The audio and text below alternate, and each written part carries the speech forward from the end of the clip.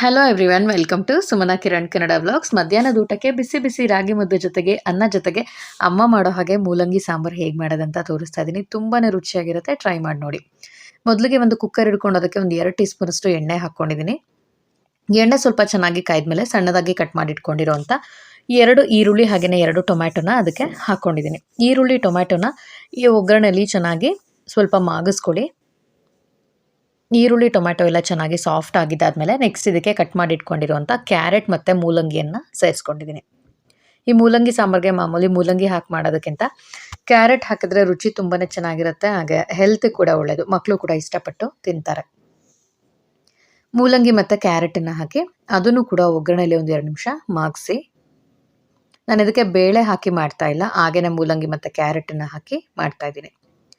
ಮೂಲಂಗಿ ಸ್ವಲ್ಪ ಮಾಗಿದ್ದಾದಮೇಲೆ ಇದಕ್ಕೆ ಸಾಂಬಾರು ಕ್ವಾಂಟಿಟಿಯನ್ನು ನೋಡಿಕೊಂಡು ನೀರನ್ನು ಸೇರಿಸ್ಕೊಳ್ಳಿ. ನೀರು ಹಾಕಿದ್ಮೇಲೆ ರುಚಿಗೆ ಬೇಕಾಗಿರೋಷ್ಟು ಉಪ್ಪನ್ನು ಹಾಕಿ ಇನ್ನೊಮ್ಮೆ ಚೆನ್ನಾಗಿ ಮಿಕ್ಸ್ ಮಾಡಿ ಕುಕ್ಕರ್ ಲಿಡ್ಡನ್ನು ಕ್ಲೋಸ್ ಮಾಡಿ 1 ವಿಷಲ್ ಹಾಕ್ಸ್ಕೊಂಡ್ರೆ ಸಾಕಾಗುತ್ತೆ. ನಾವು ಬೇಳೆ ಹಾಕಿಲ್ಲ, ಹಾಗಾಗಿ 1 ವಿಷಲ್ಗೆ ಮೂಲಂಗಿ ಮತ್ತು ಕ್ಯಾರೆಟ್ ಎಲ್ಲ ಚೆನ್ನಾಗಿ ಬೆಂದಿರುತ್ತೆ. ನೋಡಿ, 1 ವಿಷಲ್ ಆಗಿದ್ದಾದಮೇಲೆ ತೋರಿಸ್ತಾ ಇದ್ದೀನಿ. ಮೂಲಂಗಿ, ಕ್ಯಾರೆಟ್, ಈರುಳ್ಳಿ, ಟೊಮ್ಯಾಟೊ ಎಲ್ಲ ಚೆನ್ನಾಗಿ ಬೆಂದಿದೆ. ನೆಕ್ಸ್ಟ್ ಇದಕ್ಕೆ ಖಾರ ರುಬ್ಕೊಳ್ಳೋದಕ್ಕೆ ಒಂದು ಮಿಕ್ಸರ್ ಜಾರ್ ಇಟ್ಕೊಂಡು ಕ್ಯೂಬ್ಸ್ ಆಗಿ ಕಟ್ ಮಾಡಿ ಇಟ್ಕೊಂಡಿರುವಂಥ 1 ಈರುಳ್ಳಿ, ಖಾರಕ್ಕೆ 1.5 ಟೀ ಸ್ಪೂನಷ್ಟು ಖಾರದ ಪುಡಿ, ಹಾಗೆಯೇ 2 ಟೀ ಸ್ಪೂನಷ್ಟು ಸಾಂಬಾರು ಪುಡಿ, ಸ್ವಲ್ಪ ಹಸಿ ತೆಂಗಿನಕಾಯಿ ತುರಿ,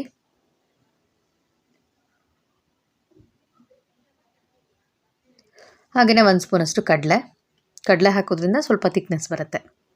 ಹಾಗೆಯೇ ತೊಳೆದು ನೆನೆಸಿಟ್ಕೊಂಡಿರುವಂಥ ಹುಣಸೆ ಹಣ್ಣು, ಸ್ವಲ್ಪ ನೀರನ್ನು ಹಾಕಿ ಈ ಮಸಾಲೆಯನ್ನು ನುಣ್ಣಗೆ ರುಬ್ಬಿಟ್ಕೊಂಡ್ಬಿಡೋಣ. ನೋಡಿ, ಬೆಂದಿರೋವಂಥ ಮೂಲಂಗಿ ಮತ್ತು ಕ್ಯಾರೆಟ್ ಏನಿತ್ತು ಅದಕ್ಕೆ ಈ ಮಸಾಲೆನ ಸೇರಿಸ್ಕೊಳ್ತಾ ಇದ್ದೀನಿ. ಹಾಗೆ ನೆಕ್ಸ್ಟ್ ಅದಕ್ಕೆ ಸಪ್ರೇಟಾಗಿ ಒಗ್ಗರಣೆ ಮಾಡ್ಕೊಂಡು ಹಾಕ್ಕೊಳ್ತಾ ಇದ್ದೀನಿ. ಎಣ್ಣೆ, ಸಾಸಿವೆ, ಇಂಗು, ಕರಿಬೇವು, ಒಣಮೆಣಸಿನ್ಕಾಯಿನ ಒಗ್ಗರಣೆ ಮಾಡಿಟ್ಕೊಂಡಿದ್ದೆ, ಅದನ್ನು ಇದಕ್ಕೆ ಸೇರಿಸ್ಕೊಳ್ತಾ ಇದ್ದೀನಿ.